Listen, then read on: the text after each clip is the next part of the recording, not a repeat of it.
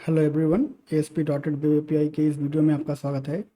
इस वीडियो में हम लोग क्रिएट करेंगे एक ऐसी वेब एपीआई जिससे हम लोग डेटाबेस के साथ इंटरेक्ट करेंगे और हम लोग क्रेड ऑपरेशन परफॉर्म करेंगे। और ये जो एपीआई है इसमें हम लोग जो है वो डेटाबेस फर्स्ट टेक्निक का यूज़ करेंगे। तो हम लोग समझ लेते हैं कि डेटाबेस फर्स्ट टेक्निक क्या होती है। तो जो आपकी डेटाबेस फर्स्ट टेक्निक होती है इसमें आपकी टेबल्स जो है वो डेटाबेस में पहले से बनी होती हैं और उसके बाद में टेबल के बेस पे मॉडल जो है आपको सिस्टम खुद जनरेट करके देता है। हम लोग यूज़ करते हैं इसमें audio dot net entity data model, और वो आपके टेबल के हिसाब से आपको जो है वो मॉडल जनरेट करके देता है। तो इसमें आपका जो डेटाबेस है उसमें पहले से ही टेबल्स अवेलेबल रहती हैं, इसलिए इसको बोलते हैं डेटाबेस फर्स्ट अप्रोच।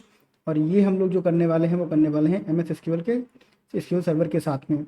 तो जो CRUD ऑपरेशन होते हैं उनके बारे में हम लोग पहले से ही जानते हैं कि CRUD ऑपरेशन जो है वो क्या होते हैं, फिर भी हम उनको एक बार रिव्यू कर लेते हैं। तो जो आपका C होता है वो होता है आपका क्रिएट, और क्रिएट बेसिकली हम लोग जो वर्ब यूज़ करते हैं वो आपकी होती है पोस्ट वर्ब। और जो एक्सपेक्टेड रिस्पांस कोड यहाँ पे आता है वो 201 क्रिएटेड का आता है। तो जब हम लोग कुछ जो है क्रिएट करते हैं तो आपको जो है 201 क्रिएटेड का रिस्पांस कोड वापस आता है। और हम लोग प्रॉपर रिस्पांस कोड जो है इसमें उनको मैनेज करेंगे, ये देखेंगे कि किस वर्ब के साथ कैसे आपको जो है वो रिस्पांस कोड को हैंडल करना रहेगा। उसके बाद में आपका अगला जो होता है वो रीड का होता है। यहाँ पर हम लोग गेट वर्ब का यूज़ करते हैं और इसका जो आपका रिस्पांस कोड रहता है वो 200 ओके का रहता है। यहाँ पर आपके दो केस होते हैं, या तो आप जो है वो ऑल एम्प्लॉयज़ पुल कर सकते हो या ऑल कस्टमर पुल कर सकते हो, और या फिर है आप जो है वो बाई आईडी कोई सिंगल एम्प्लॉय या कस्टमर पुल कर सकते हो या फिर कोई प्रोडक्ट पुल कर सकते हो। फिर आपका होता है यहाँ पे अपडेट का। इसमें आपका जो है पुट और पैच आते हैं और इसका रिस्पांस कोड आपका 200 ओके होता है अगर आपका अपडेट सक्सेसफुल होता है तो। और इसमें आपको जो है वो आईडी पास करना पड़ता है, और आईडी के साथ साथ में आपको जो है वो ऑब्जेक्ट पास करना पड़ता है जिसको कि आप अपडेट करना चाहते हो, जैसे कि एम्प्लॉय, प्रोडक्ट या फिर जो भी आपका ऑब्जेक्ट है वो आपको पास करना पड़ेगा। उसके बाद में आपका डिलीट होता है जो कि आपके ऑब्जेक्ट को डिलीट कर देता है। इसका एक्सपेक्टेड रिस्पांस कोड जो है वो आपका सक्सेस में 200 ओके होता है। और ये जब आपका आपको जो आईडी है वो पास करनी पड़ती है रिसोर्स की, और उस बेस पे जो है वो आपको डिलीट का जो रिजल्ट है वो मिलता है। और अगर ये आईडी नहीं मिलती है तो आपको यहाँ पे जो है वो 404 नॉट फाउंड का एरर आता है। अगर आपको आईडी यहाँ पर भी नहीं मिलती तभी भी आपको जो है वो 404 नॉट फाउंड का एरर आता है। और ये किस तरह से हम लोग करते हैं सारी चीज़ें हम लोग जो इस वीडियो में कवर करेंगे। तो हम लोग क्या करते हैं, फटाफट से स्विच करते हैं विजुअल स्टूडियो पे और एक प्रोजेक्ट बनाते हैं। और प्रोजेक्ट बनाने के बाद में हम लोग जो है वो पे सारी की सारी जो है वो प्रक्रिया शुरू करेंगे। तो सबसे पहले हम लोग क्या करते हैं, यहाँ पर क्रिएट कर लेते हैं एक नया प्रोजेक्ट ASP.NET वेब एपीआई का। तो यहाँ पर ऑलरेडी हमारे पास टेम्पलेट बना हुआ है, नहीं तो आपको जो है यहाँ पे मिल जाएगा, आप चूज़ कर सकते हो। और यहाँ से हम लोग कर देते हैं क्रिएट। क्रिएट करने के बाद इसको आप नाम दे दो, इसको नाम दे दो आप एम्प्लॉई सर्विस, और आप इसको कोई भी नाम दे सकते हो अपने हिसाब से। और फिर आप इसको जो है एक लोकेशन दे दो यहाँ पे, तो आपकी लोकेशन जो है कुछ भी हो सकती है। और उसके बाद में आपको यहाँ पे क्रिएट कर देना है। और क्रिएट करने के बाद में आपको यहाँ पे टेम्पलेट चूज करना होता है, तो हम लोग यहाँ पर चूज करते हैं एम्प्टी टेम्पलेट, क्योंकि हम लोग सब कुछ स्क्रैच से सीख रहे हैं। और फिर हम लोग क्लिक करते हैं वेब एपीआई पे, क्योंकि हम लोग वेब एपीआई बनाने वाले हैं। तो कर देते हैं हम यहाँ पे क्रिएट, और अब आपका जो है वेब एपीआई का एक एम्प्टी टेम्पलेट जो है वो रेडी हो जाएगा। और हम लोग यहाँ पर डेटाबेस फर्स्ट अप्रोच कर रहे हैं, तो हम लोग तब तक अपने डेटाबेस को भी देख लेते हैं। तो यहाँ पर हमारे पास जो डेटाबेस है वो है HRDB, और हमारे पास यहाँ पे एक टेबल है एम्प्लॉय की। और यहाँ पर आपके पास जो है वो इसमें थोड़ा सा डेटा रहेगा, उसको हम लोग देख लेते हैं। तो जो डेटा आपका है वो यहाँ पर है, और इसी डेटा पे हम लोग सारी चीज़ें परफॉर्म करेंगे कि कैसे डेटा आपको पुल करना है सारे एम्प्लॉयज़ का, और कैसे आपको जो है वो एक एम्प्लॉय पुल करना है, कैसे एम्प्लॉय आपको ऐड करना है, कैसे अपडेट करना है, कैसे डिलीट करना है। सब कुछ हम लोग जो है वो यहाँ पर प्रॉपर्ली करके देखेंगे, और डेटाबेस में भी हम लोग वेरीफाई करेंगे साइड बाई साइड। ठीक है, तो हम लोग चलते हैं यहाँ पर और इसको कर देते हैं क्लोज। अब आपका जो प्रोजेक्ट है वो बन के यहाँ पे आ गया है रेडी। अब आपको क्या करना है, सबसे पहले आपको जो है वो एक मॉडल बना लेना है। और मॉडल आप कैसे बनाओगे, आपको मॉडल फोल्डर पे राइट क्लिक करना है, और ये मॉडल जो है हम लोग लाएंगे ADO.NET एंटिटी डेटा मॉडल से। तो आपको यहाँ पे जो है वो ऐड पे क्लिक करना है और ऐड न्यू आइटम करना है। तो चूंकि ये मॉडल है इसलिए हम लोग जो है वो मॉडल फोल्डर पे बना रहे हैं, बट आप इसके लिए अलग से डेटा फोल्डर बना के या फिर जो भी फोल्डर बना के रखना चाहो तो आप रख सकते हो। बट मॉडल फोल्डर हमारे पास ऑलरेडी रहता है, तो हम लोग मॉडल फोल्डर में रखना प्रेफर करते हैं, बट आप किसी फोल्डर में रख सकते हो, कोई फर्क नहीं पड़ता है। यहाँ पर आएंगे डेटा पे, यहाँ पे आपको लेना है ADO.NET एंटिटी डेटा मॉडल, और उसके बाद में आप इसको इस मॉडल का कुछ नाम दे देना है। तो मैं यहाँ पे दे देता हूँ एम्प्लॉई मॉडल। आप employee DB model, employee data model जो भी देना चाहो दे सकते हो। मैं एम्प्लॉई मॉडल यहाँ पे जो है वो लिख देता हूँ और कर देता हूँ ऐड। और उसके बाद में आपको जो डिटेल्स बतानी पड़ेंगी, कि हम लोग जो है एंटिटी जनरेट करेंगे कहाँ से, डेटाबेस से। ईएफ डिज़ाइनर फ्रॉम डेटाबेस, तो entity framework designer from database, तो डेटाबेस में ऑलरेडी टेबल बनी हुई है, हम लोगों ने देखी है। तो इसके करस्पॉन्डिंग हम लोग जो है वो एंटिटीज़ जनरेट करेंगे आपका जो है वो ADO.NET एंटिटी डेटा मॉडल का यूज़ करके। तो नेक्स्ट कर देते हैं यहाँ पे। और उसके बाद में आपको जो है वो कनेक्शन बनाना पड़ेगा, तो आपको यहाँ पे न्यू कनेक्शन पे क्लिक कर देना है। और उसके बाद आपको यहाँ पे सर्वर का नाम देना है। तो मैं यहाँ पे जो है वो लोकल पे काम कर रहा हूँ, तो मैं लोकल दे सकता हूँ, आप डॉट भी लगा सकते हो। और यहाँ से आपको जो है अपना डेटाबेस चुन लेना है। तो हमारा डेटाबेस है HRDB। कनेक्शन को आप टेस्ट कर सकते हैं प्रॉपरली, और उसके बाद में आप यहाँ पे ओके कर सकते हैं। और उसके बाद में आपको जो है यहाँ पर कुछ चीज़ें चेंज हो जाएंगी, जैसे आपका यहाँ पे है HRDB एंटिटीज़, और आपका कनेक्शन स्ट्रिंग यहाँ पे आ गया है। तो आप इसको चाहो तो HRDB एंटिटीज़ रख सकते हो, बट मैं इसको जो है HRDB कॉन्टेक्स्ट कर देता हूँ। आप वो भी रख सकते हो, कोई फ़र्क नहीं पड़ता, मैं सिर्फ नाम चेंज कर रहा हूँ। और यहाँ पर मैंने कर दिया नेक्स्ट। उसके बाद में आपको एंटिटी फ्रेमवर्क का वर्जन चूज़ करना होता है, हम लोग लेटेस्ट वर्जन के साथ जा रहे हैं।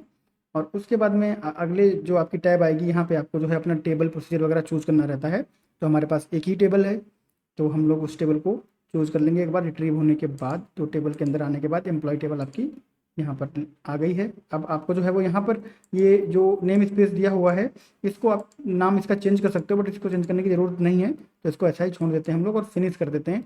तो फिनिश करने के बाद क्या होगा, जो आपका जो एंटिटी डेटा मॉडल विजार्ड है, ये आपका डेटाबेस से इंटरेक्ट करेगा, और इंटरेक्ट करने के बाद में आपकी जो टेबल है उससे करस्पॉन्डिंग आपको एक मॉडल बना के दे देगा।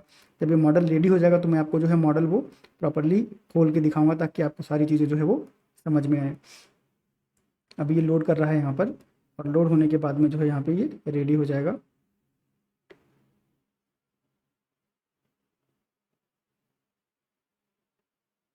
ऑलराइट, थोड़ा सा जो है इसने टाइम लगाया यहाँ पे, क्योंकि ये डेटाबेस इंटरेक्ट करता है और जितने भी आपके कॉलम रहते हैं उनके लिए जो है मॉडल में प्रॉपर्टी जनरेट करता है।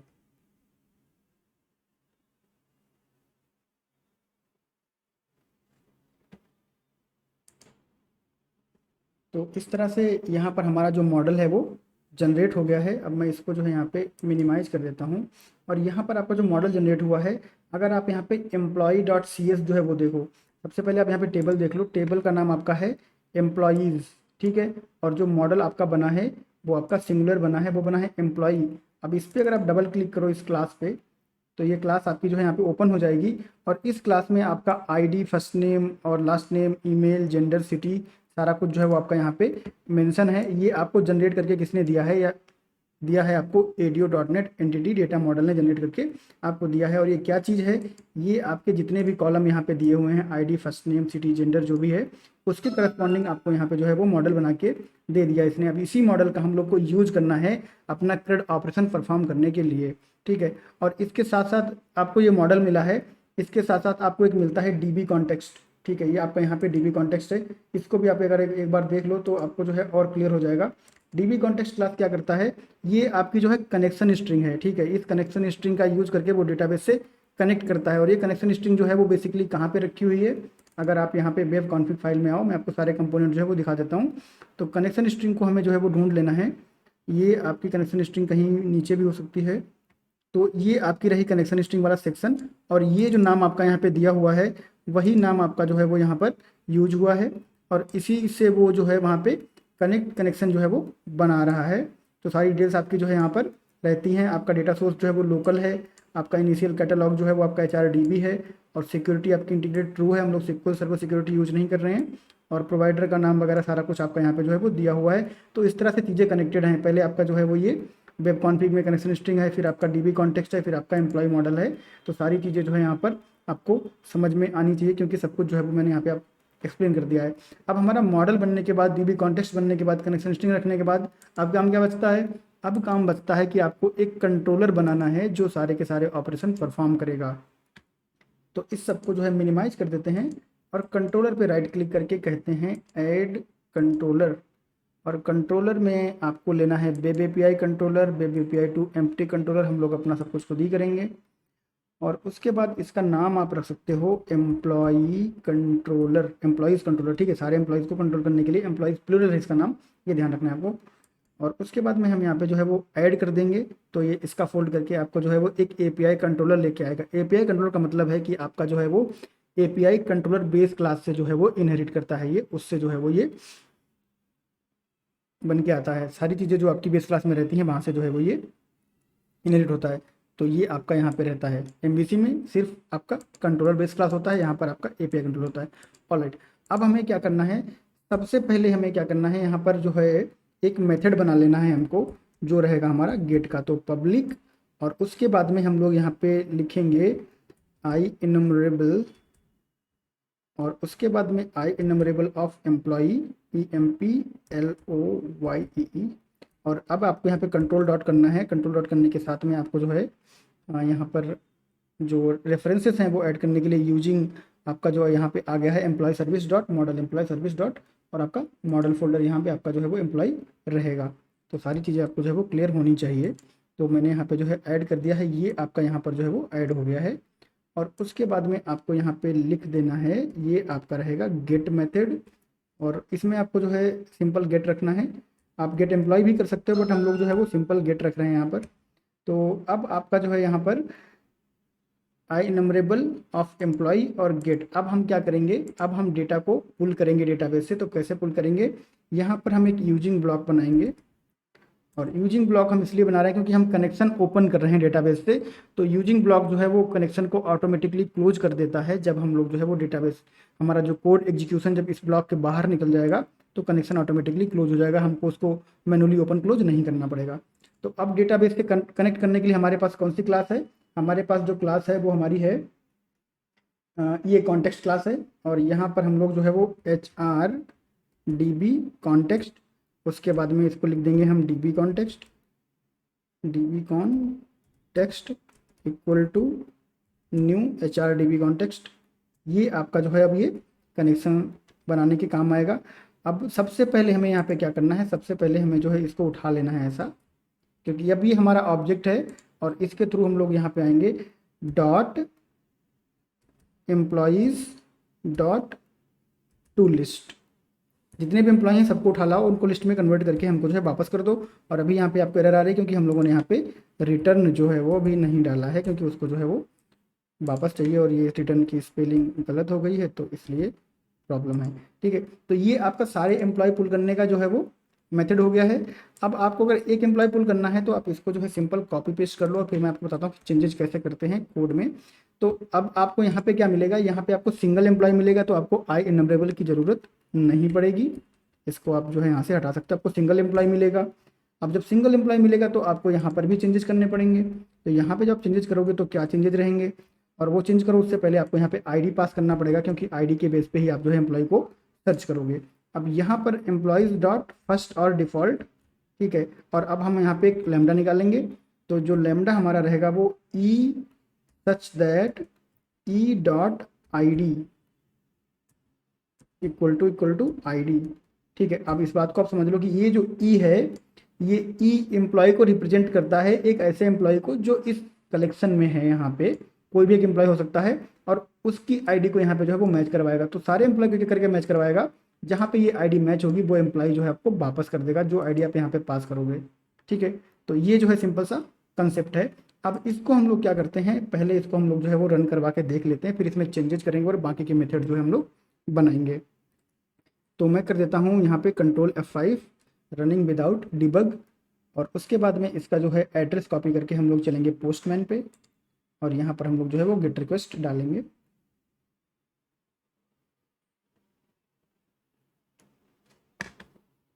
तो पेज हमारा जो है वो लोड हो रहा है अभी, इसको हम लोग जो है वो लोड हो जाने देते हैं।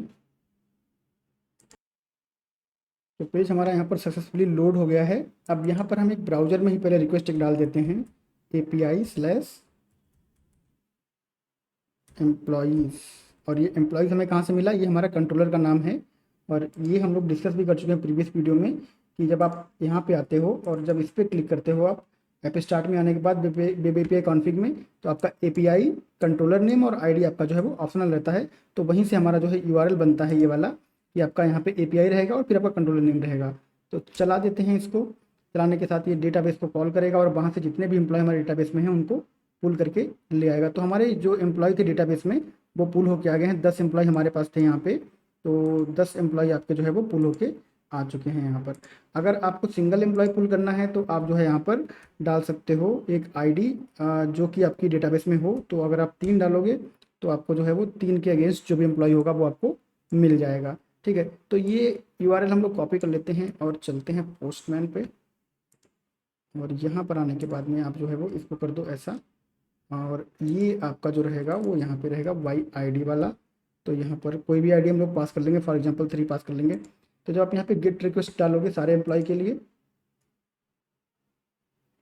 तो सारे एम्प्लॉय आपको जो है यहाँ पर मिल चुके हैं, आ गए हैं। अगर आप कोई स्पेसिफिक जो है वो रिक्वेस्ट डालते हो यहाँ पर, तो आपको स्पेसिफिक एम्प्लॉय मिल जाएगा। रिस्पांस कोड आपको 200 ओके जो है वो आ रहा है, यहाँ पर भी आपको 200 ओके आ रहा है। अब यहाँ पर अगर आप ये देखो कि अगर मैं यहाँ पे 30 आईडी वाला एम्प्लॉय जो है उठाने की कोशिश करूँ, तो आपको यहाँ पे नल मिल रहा है और यहाँ पे 200 ओके मिल रहा है। ठीक है, तो ये 200 ओके और ये नल जो है वो कंफ्यूजिंग है। 200 ओके आपको नहीं मिलना चाहिए, आपको टेक्निकली यहाँ पे 404 मिलना चाहिए, नॉट फाउंड।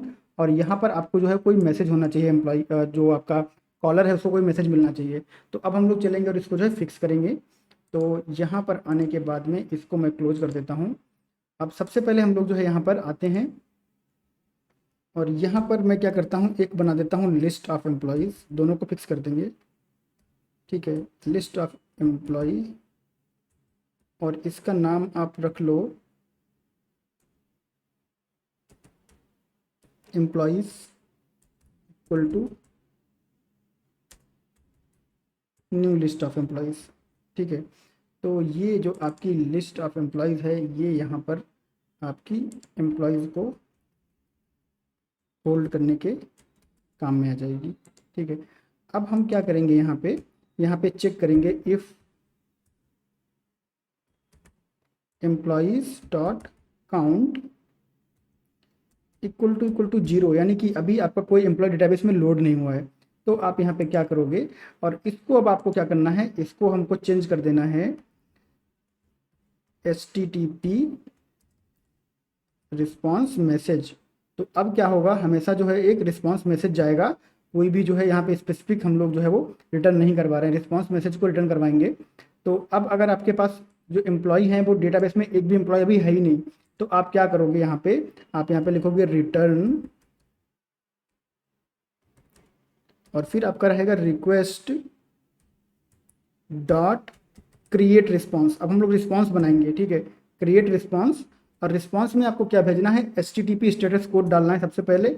और जब आपके पास कोई भी डेटा वापस नहीं आ रहा है तो आप यहाँ पे डाल सकते हो इंटरनल सर्वर एरर। ठीक है, तो यहाँ पे हम लिख देंगे इंटरनल सर्वर एरर, और यहाँ पर हम लोग लिख देंगे एक message, please try again later. ठीक है, तो ये उस केस में होगा जब आपका कोई भी एम्प्लॉय जो है डेटाबेस में नहीं है। अगर आपका एम्प्लॉय डेटाबेस में है, जो कि होना चाहिए क्योंकि हम लोग ऑल एम्प्लॉय फेच कर रहे हैं, बट फिर भी हम उसको जो हैंडल कर रहे हैं, तो उसके बाद में आपको यहाँ पे क्या कर देना होगा, यहाँ पे आप जो है वो ये एम्प्लॉयज़ को रिटर्न कर सकते हो, सिंपल ऐसा। यहाँ पे आप रिटर्न कर दो एम्प्लॉयज़ को, और यहाँ पर स्टेटस कोड अब आपका चेंज हो जाएगा, और क्या हो जाएगा, आपको पता चल गया है कि क्या हो जाएगा, ये हो जाएगा आपका ओके। क्योंकि अब आपको जो है यहाँ पर अगर काउंट 0 नहीं है तो मतलब एम्प्लॉय रहेंगे तो यहाँ से रिटर्न होके जाएगा, और काउंट अगर 0 रहेंगे तो आपका जो है वो यहाँ से रिटर्न हो जाएगा। आपको एस लगाने की कोई ज़रूरत नहीं, क्योंकि हम रिटर्न यूज़ कर रहे हैं तो वो यहीं से रिटर्न हो जाएगा। अगर यहाँ नहीं जाएगा तो यहाँ से रिटर्न हो जाएगा, तो आपको एस लगाने की ज़रूरत नहीं है अगर आपको कोई कन्फ्यूजन हो रहा है तो। और यहाँ पर हम लोग देख लेते हैं कुछ जो है, हमें यहाँ पे कुछ भी नहीं है, ये है प्रॉब्लम, तो इसको मैंने कर दिया है फिक्स। ठीक है, तो अगर आपके पास कोई एम्प्लॉय नहीं होगा तो इस तरह से आपका आ जाएगा। अब अगर आपको ये एम्प्लॉय नहीं मिलता है यहाँ पर नीचे, तो इसके लिए भी हम लोग जो है वो करेंगे। तो सबसे पहले हम लोग यहाँ पे क्या करते हैं, यहाँ पर हम लोग करते हैं var emp इक्वल टू, तो क्या होगा कि आपका जो एम्प्लॉय होगा वो आपका यहाँ पे आके स्टोर हो जाएगा। और अब हम इस पर चेक लगाएंगे, if emp not equal to null. अगर आपका एम्प्लॉय नल नहीं है तो हम क्या करेंगे, हम करेंगे रिटर्न, उसके बाद में रिक्वेस्ट डॉट क्रिएट रिस्पॉन्स, और रिस्पॉन्स क्रिएट करने के बाद में यहाँ पे बोलेंगे HTTP status code dot okay, क्योंकि हमारा जो एम्प्लॉय है वो नल नहीं है तो ओके है। और उसके बाद में हम EMP जो है यहाँ पर रिटर्न कर देंगे, जो भी आपका एम्प्लॉय आपको मिला है उसको हम यहाँ पे वापस कर देंगे।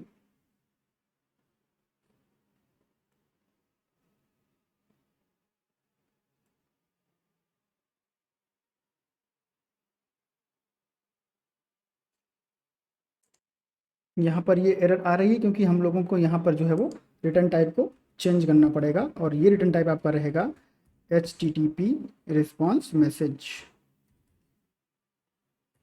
ठीक है, तो ये एरर आपके यहाँ से जो है वो चली गई है। अब अगर आपका जो एम्प्लॉय है वो नल है तो आप जो है यहाँ पर एक एल्स लगा सकते हो, और उस एल्स में जो है आप ऐसे आने के बाद इसको कॉपी कर लो सिंपल सा, और यहाँ पे कर दो इसको पेस्ट। और उसके बाद आपको पता चल गया कि आप यहाँ पे क्या करोगे, नॉट फाउंड जो है वो नॉट फाउंड आपको यहाँ पे रख देना है। और अब यहाँ पर आप एक मैसेज दे सकते हो, और वो क्या मैसेज रहेगा, एम्प्लॉई विद आईडी, और जो भी आपकी आईडी है उसको आप कॉन्केटनेट कर दो यहाँ पे with ID not found in our database. और ये मैसेज आप कस्टमाइज कर सकते हो अपने नीड के हिसाब से, जो भी आपकी रिक्वायरमेंट हो। तो यहाँ पे हम लोगों ने इसको कस्टमाइज कर दिया है। तो अब क्या होगा, अब या तो आपको जो है एम्प्लॉय रिटर्न होगा तो आपको ओके मिलेगा, नहीं रिटर्न होगा तो आपको क्या मिलेगा, 404 नॉट फाउंड मिलेगा। तो अब हम इसको क्या करते हैं, Ctrl+Shift+B बिल्ड कर देते हैं, और फिर हम लोग जो है चलते हैं पोस्टमैन पे, और यहाँ पर जो है 30 का एक रिक्वेस्ट डालते हैं। तो 30 का रिक्वेस्ट जब हम डालेंगे यहाँ पे,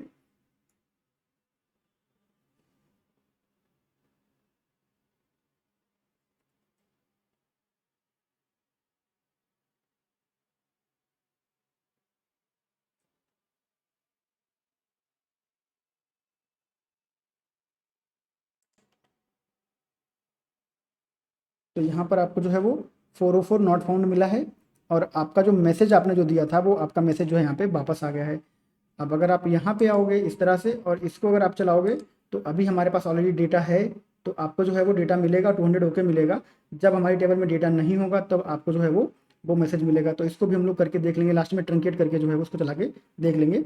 बट अभी हम लोग जो है दो चीज़ें हम लोगों ने देख ली हैं कि कैसे आप जो है वो यहाँ पर अपना स्टेटस कोड लगा सकते हो, और किस तरह से आप जो है वो यूजर को मैसेज दे सकते हो। तो ये आपका स्टेटस कोड यहाँ पे आ गया है जो आपको आईडी नहीं मिला है, और ये आपका यहाँ पे यूजर को मैसेज मिल गया है। अब अगर आपकी आईडी एग्जिस्ट करती है तो आप अगर मैसेज डालोगे, रिक्वेस्ट डालोगे यहाँ पे, तो आपको है 200 ओके मिलेगा, और आपको एम्प्लॉय बाकायदा वापस मिल जाएगा। ठीक है, तो आई होप कि आपको जो है वो समझ में आ गया होगा बढ़िया से। अब हम लोग चलते हैं और एक एम्प्लॉय को क्रिएट करने का मेथड जो है वो लिखते हैं। यहाँ पे थोड़ा सा स्पेस बना लेते हैं हम लोग ऐसा, और ये दोनों मैसेज जो है मेथड जो है इनको मैं मिनिमाइज कर देता हूँ, और एक चीज़ और कर देता हूँ मैं यहाँ पे मैं लिख देता हूँ इनका जो एंड पॉइंट है वो लिख देता हूँ। इनकी जो वर्ब है वो गेट है, और एंड पॉइंट इनका है API/ और ये आपका रहेगा एम्प्लॉयज़। ठीक है, ये चीज़ आपको जो है वो ध्यान रखनी है। आपका API और ये कंट्रोलर नेम, ये हमारा जो है वो API कॉन्फ़िग फाइल में डिसाइड करके रखा गया है, और यहाँ पर आपका जो है वो ID जाएगा। ठीक है, तो ये आपके दो गेट मेथड हो गए। अब हम लोग बात करेंगे पोस्ट मेथड की। ठीक है, तो पोस्ट मेथड में भी हम लोग क्या करेंगे, पब्लिक ठीक है, पब्लिक और उसके बाद में HTTP रिस्पॉन्स मैसेज, क्योंकि अब हम लोग वॉइड नहीं डालेंगे, वॉइड में आपका जो है वो नो कंटेंट आता है। बट अब हम लोग जो है वो स्टेटस कोड को अपने हिसाब से हैंडल कर रहे हैं। तो अब आपका यहाँ पे रहेगा पोस्ट, और जो पोस्ट मेथड है ये आपका एक ऑब्जेक्ट लेगा एम्प्लॉय का, और वो आपका जो है यहाँ पर ऐसे पास हो जाएगा। ठीक है, अब आपको फिर से यहाँ पे क्या करना पड़ेगा, डेटाबेस के साथ काम करना पड़ेगा। तो हम यहाँ पे क्या करेंगे, हम यहाँ पे जो सेम हमारा यूजिंग है उसको यहाँ पे डालेंगे, और फिर आपका HRDB कॉन्टेक्स्ट, उसके बाद में ये आपका रहेगा DB context equal to new, और फिर HRDB कॉन्टेक्स्ट जो कि आपका डेटाबेस से जो है वो इंटरेक्ट करने के काम आएगा। अब आपको क्या करना है, अब आपको जो है वो यहाँ पे एम्प्लॉय ऐड करना है। ठीक है, तो ऐड करने के लिए पहले चेक करना पड़ेगा कि एम्प्लॉय है कि नहीं है। तो इफ़ लगाएंगे यहाँ पे और चेक करेंगे कि एम्प्लॉय जो आपका है, employee not equal to null. अगर आपका एम्प्लॉय जो है वो नल नहीं है तब हम उसके बाद जो है आगे की बात करेंगे। अगर आपका एम्प्लॉय नल है तो हम लोग एल्स में क्या कह देंगे, एल्स में कह देंगे यहाँ पे return request dot create response, और क्रिएट रिस्पॉन्स में क्या डालेंगे, HTTP status code dot bad request, क्योंकि आपने एम्प्लॉय को जो है वो पास ही नहीं किया बिल्कुल भी। और यहाँ पर हम लोग एक मैसेज पास कर देंगे, please provide the required information. ठीक है, इसको आप कस्टमाइज कर सकते हो अपने हिसाब से, आप जानते हो, मैंने बस लिख दिया है। तो अगर आपका एम्प्लॉय जो है वो नल होता है तो क्या होगा कि उसको ये पर्टिकुलर रिस्पांस जो है वो जाएगा बैड रिक्वेस्ट का, और ये मैसेज जाएगा। बट अगर नल नहीं होता है तब आप क्या करोगे, तब आपको यहाँ पे जो है वो DB कॉन्टेक्स्ट जो उठाना पड़ेगा आपको, यहाँ पे DB कॉन्टेक्स्ट को आप यहाँ पे लेके आ जाओ, और DB कॉन्टेक्स्ट के बाद में आप DB कॉन्टेक्स्ट डॉट एम्प्लॉयज़, और फिर आपका एक मेथड होता है यहाँ पर एम्प्लॉयज़ डॉट ऐड, और ऐड करने के लिए फिर आपको यहाँ पे जो ऑब्जेक्ट पास हुआ है रिक्वेस्ट में, उसको आपको जो है यहाँ पर पास कर देना है। ठीक है, तो यहाँ पर जब आपने पास कर दिया एम्प्लॉय, तो ये क्या करेगा, ये इन मेमोरी उसको ऐड करके रख लेगा। लेकिन डेटाबेस में चेंज करवाने के लिए आपको क्या करना पड़ेगा, आपको यहाँ पे करना पड़ेगा DB context dot save changes. ठीक है, ये वाला जो है, ये वाला यहाँ पे मैं लिख देता हूँ, ये आपका जो है वो इम्पॉर्टेंट है। इम्पॉर्टेंट सब कुछ है, लेकिन आप ध्यान ध्यान रखना इस बात का कि जब तक आप ये नहीं करोगे इम्पॉर्टेंट, या मैं इसको लिख देता हूँ, this line of code is needed to save the data in the database.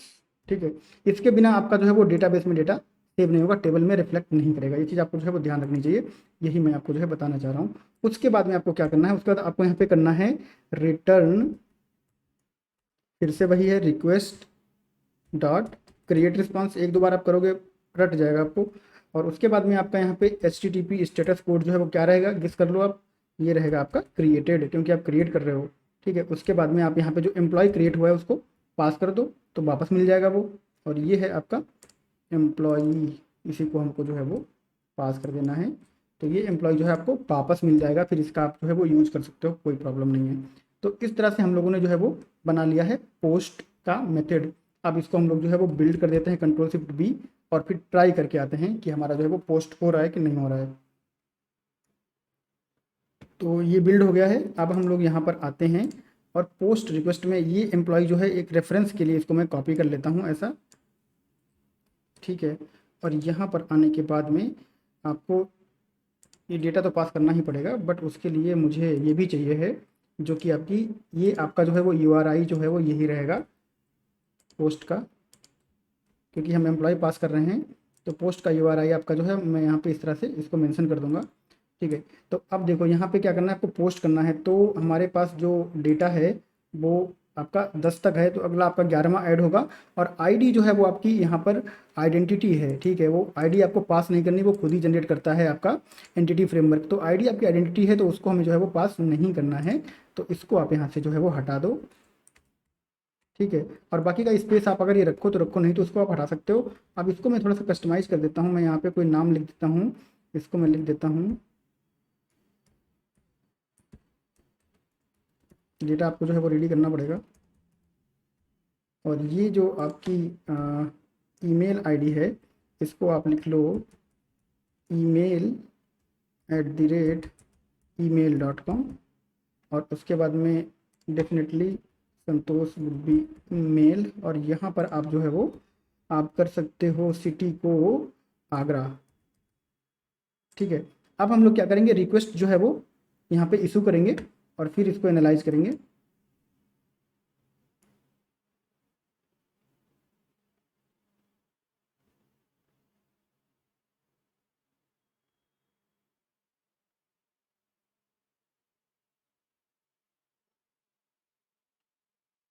थोड़ा सा टाइम ले लिया है इस रिक्वेस्ट ने।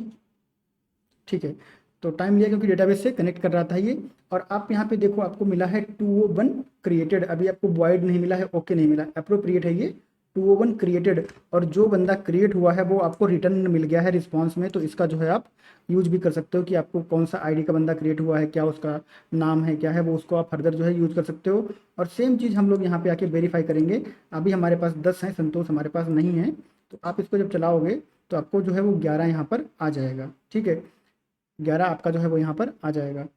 तो इस तरह से हम लोगों ने जो है एक एम्प्लॉय क्रिएट कर लिया। अब जिस तरह से आपने एक एम्प्लॉय क्रिएट कर लिया है, उस तरह से आप जो है वो मल्टीपल एम्प्लॉय क्रिएट कर सकते हो, ठीक है। अब देखो मैं इस लाइन की बात कर रहा था यहाँ पे, ये वाली लाइन, इसको मैं कमेंट कर देता हूँ और इसको कर देता हूँ मैं सेव और फिर से बिल्ड कर देता हूँ इसको, ठीक है। जब आपकी ये लाइन नहीं रहती है तो थोड़ा सा कन्फ्यूजन जो है वो कभी कभी हो जाता है।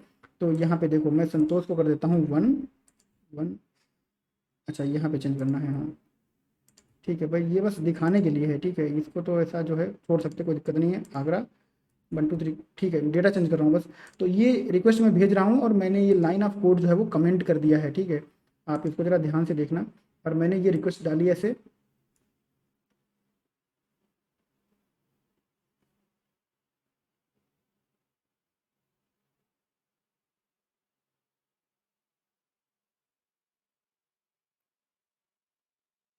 ठीक है। तो अब देखो 201 क्रिएटेड और आईडी आ गई 0, ठीक है। तो ये इन मेमोरी क्रिएशन है, ये डेटाबेस में नहीं गया। आप इसको जो है ध्यान से देखना। यहाँ पे मैं चला देता हूँ ऐसा, यहाँ पे कोई आपको 12 नहीं मिलेगा। 12 क्यों नहीं मिलेगा? क्योंकि हमने जो सेव चेंजेस था उसको कमेंट कर दिया है। तो वो सेव चेंजेस जो है वो डेटाबेस में सेव करने के लिए बहुत इंपॉर्टेंट है, उसका आपको ध्यान रखना है। यहाँ पे आप कंफ्यूज हो सकते हो, क्रिएट हो गया आपका और ये आपको आ गया, तो ये आपका इन मेमोरी जो है हो गया, लेकिन आपके डेटाबेस में नहीं गया। यही चीज़ अगर जब हम लोगों ने इसको जो है वो अनकमेंट करके करी थी, तब हमारा जो काम था वो प्रॉपर हुआ था। तो इसको मैं फिर से बिल्ड कर देता हूँ और बिल्ड करने के बाद सेम रिक्वेस्ट में इशू करके आपको दिखा देता हूँ। तो यहीं पे आपका डाउट जो है वो क्लियर हो जाएगा। तो यहाँ पर जो संतोष 1 2 वाला, ये 1 वाला जो है, इसको मैं फिर से रिक्वेस्ट डाल रहा हूँ और मैंने वो कोड जो है वो इनेबल कर दिया है।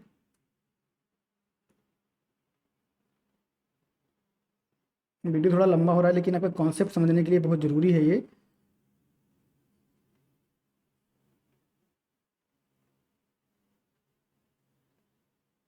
ठीक है, अब देखो आपको यहाँ पे 12 मिला और 201 क्रिएटेड पहले भी मिला था, लेकिन इस बार आपको 0 नहीं मिला, 12 मिला, ठीक है। और 12 के साथ साथ अगर हम यहाँ पे डेटाबेस में आके देखें ऐसा, तो आप जो है वो, इसको मैं एग्जीक्यूट कर देता हूँ, तो नीचे यहाँ पे आपको 12 मिल जाएगा।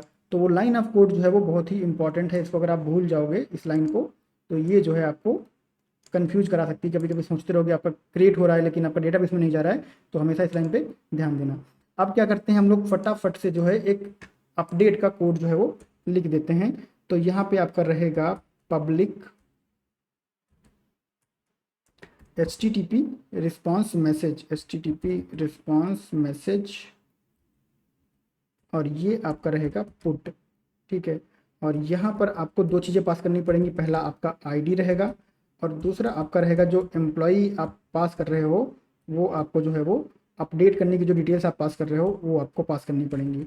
अब यहाँ पर सबसे पहले आपको एम्प्लॉय फाइंड करना पड़ेगा। अगर एम्प्लॉय होगा तभी तो आप अपडेट करोगे, और फाइंड करने का कोड हमारे पास ऑलरेडी है। कहाँ पे है? ये वाला है।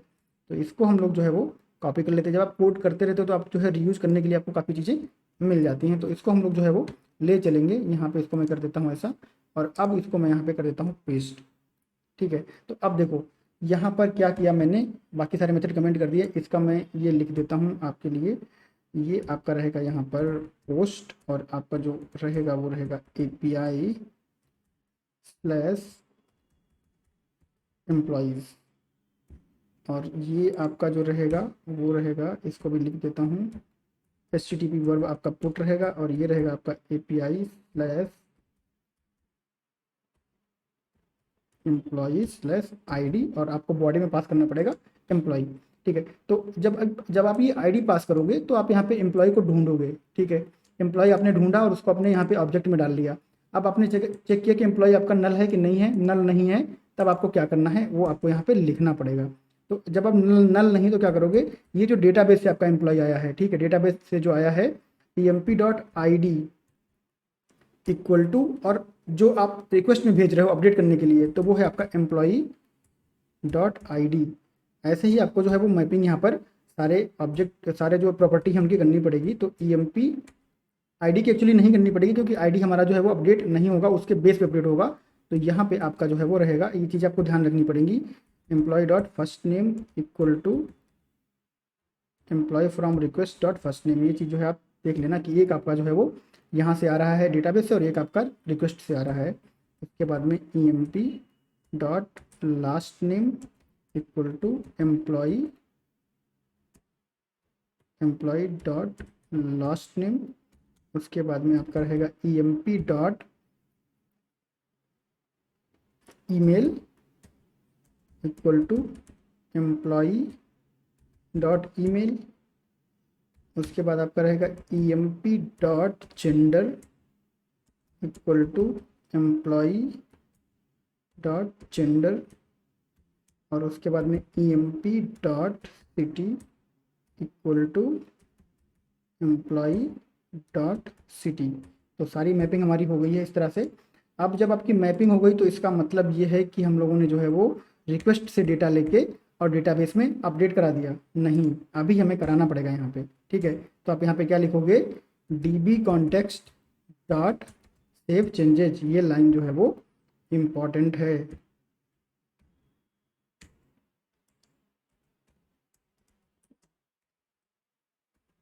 This line is needed to save data in the database. ठीक है, तो हो गया। और उसके बाद में आपका रहेगा स्टेटस कोड ओके। और जो आपका यहाँ पे एम्प्लॉई अपडेट होगा वो आप यहाँ पे वापस कर दोगे। अगर आपका जो है वो एम्प्लॉय नहीं मिलता है तो 404 नॉट फाउंड आपको जो है वो मिल जाएगा। साथ ही साथ हम लोग क्या करते हैं, डिलीट को भी लिख डालते हैं। सिमिलर रहेगा आपका यहाँ पे डिलीट। तो जो रिक्वेस्ट आपकी रहेगी वो रहेगी आपकी डिलीट, यानी कि जो वर्ब रहेगी वो डिलीट रहेगी। और आपका रहेगा API/employees/ID आपका यहाँ पे पास होगा। ठीक है, तो आपका रहेगा पब्लिक HTTP रिस्पॉन्स मैसेज, ये रहेगा आपका डिलीट। और यहाँ पर आपको पास करना पड़ेगा ID। और अगेन डिलीट का तो जैसे कि आपको समझ में आना चाहिए कि एम्प्लॉय हमें जो है पहले फाइंड करना पड़ेगा। और फाइंड करने के लिए हमने जो है कोड यहाँ पे लिख रखा है। हम लोग उससे पुट से उठा सकते हैं, लेकिन पुट में हम लोगों ने ज़्यादा कुछ कर दिया है तो उसको जो है वो छेड़ेंगे नहीं हम लोग। और यहाँ से ले आते हैं ऐसे। ठीक है, तो अगर आपका एम्प्लॉय जो है वो नल नहीं है तो आप क्या कर सकते हो, यहाँ पे आप कह सकते हो db context dot employees dot remove. एक बार जब आप चीज़ें सेट कर लेते हो तो फिर आसान हो जाता है। रिमूव, और रिमूव क्या करना है, रिमूव करना है आपको यहाँ से emp को रिमूव करना है। ठीक है, रिमूव हो जाएगा। उसके बाद फिर आपको यहाँ पे जो है वो db context dot save changes जो है वो आपको कॉल करना पड़ेगा, नहीं तो आपको लगेगा रिमूव हुआ पर वो होगा नहीं। तो again this line is needed to save make changes in the database to make changes in the database। ठीक है, समझ रहा हूँ, मतलब आपको जो है कॉन्सेप्ट क्लियर हो जाए। अब उसके बाद में आपको यहाँ पे क्या करना है, जब आपका डिलीट हो गया एम्प्लॉय तो स्टेटस कोड ओके और एम्प्लॉय आप यहाँ पे वापस कर दोगे। और अगर आपको जो है एम्प्लॉय मिला ही नहीं तो 404 आपका जो है यहाँ पर ऑलरेडी रेडी रखा हुआ है। तो ये हमारा जो है डिलीट का कॉन्सेप्ट यहाँ पर बन गया है। हाँ, ऑल इज वेल। अब हमने जो है वो इसको बिल्ड कर देना है। सबसे पहले Ctrl+Shift+B के साथ बिल्ड कर दिया है। अब हम चलेंगे पुट और डिलीट को टेस्ट करेंगे। तो हम लोग आते हैं पहले पुट पे, और पुट के लिए पहले हम लोग यहाँ से जो है वो एड्रेस ले लेते हैं ऐसा। और यहाँ पर आपको जो है वो एक ID पास करनी पड़ेगी। तो हम लोग जो है वो ID 3 पास कर देते हैं। 3 नहीं पास करेंगे, हम लोग पास करेंगे 11, क्योंकि हम लोग 11-12 पे काम कर रहे हैं। तो हम लोग 12 जो है वो इसको पास करते हैं, 12 को। तो ID ले ली मैंने यहाँ पे 12। और उसके बाद में जो 12 पे हम लोगों ने ऑब्जेक्ट बनाया था, इस ऑब्जेक्ट को हम लोग यहाँ से कॉपी कर लेते हैं और इसमें चेंजेस करके इसको करेक्ट थोड़ा सा करते हैं। तो यहाँ पर आने के बाद ये आपका जो है वो डेटा है। ठीक है, तो जो 12 पे आपका जो डेटा है यहाँ पर उसको आप देख लो, ये है आपका 12 पे डेटा। तो इसमें सब कुछ हम लोग जो है वो चेंज कर देते हैं। तो इसका नाम जो है वो नाम रख देते हैं रमेश, और कुमार तो ठीक है, कोई बात नहीं, अपडेट करने की जरूरत नहीं है। ईमेल का इसको चेंज करके बोल देते हैं ramesh@gmail, ईमेल जो भी है। और उसके बाद इसकी सिटी जो है आप इसकी सिटी को बना दो चेन्नई। ठीक है, और उसके बाद में ये आपकी जो है वो होगी पुट रिक्वेस्ट। पुट रिक्वेस्ट का मतलब है कि आपका जो रिकॉर्ड है ये अपडेट होगा, कोई नया रिकॉर्ड ऐड नहीं होगा, और अपडेट होगा आपकी ID के अगेंस्ट जो कि हमने पास करी है यहाँ पर। ठीक है, और बाकी की डिटेल्स हम लोग पास करी रिक्वेस्ट बॉडी में। इसको हम कर देते हैं सेंड रिक्वेस्ट, और ये जो है अब जाके डेटाबेस में चेंजेस करके आएगा। थोड़ा टाइम लगाएगा लेकिन आएगा। तो हम लोग इसका जो है वो वेट कर लेते हैं।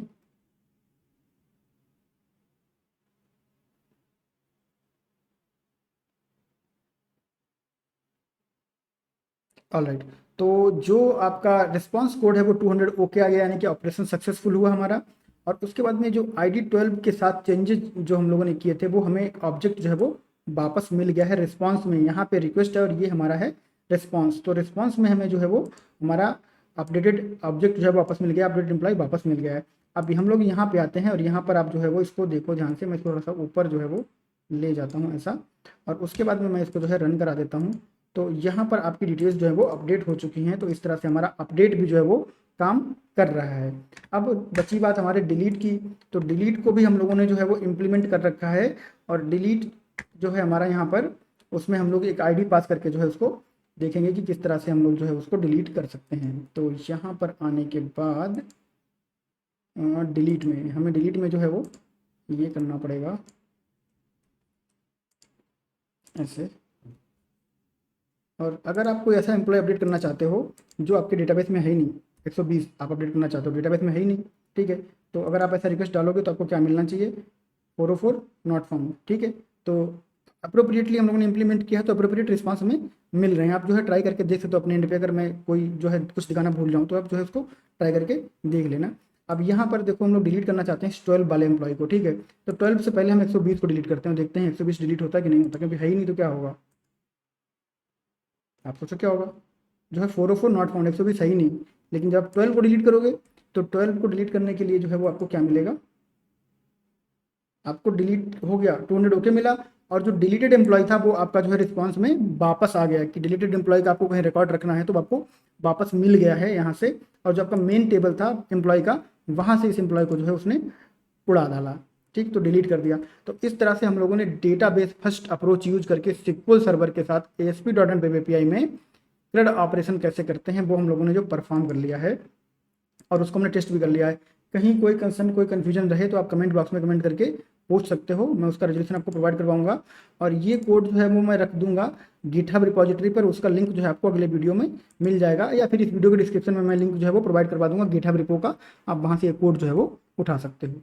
थैंक यू वेरी मच, मिलते हैं नेक्स्ट वीडियो में, बाय बाय।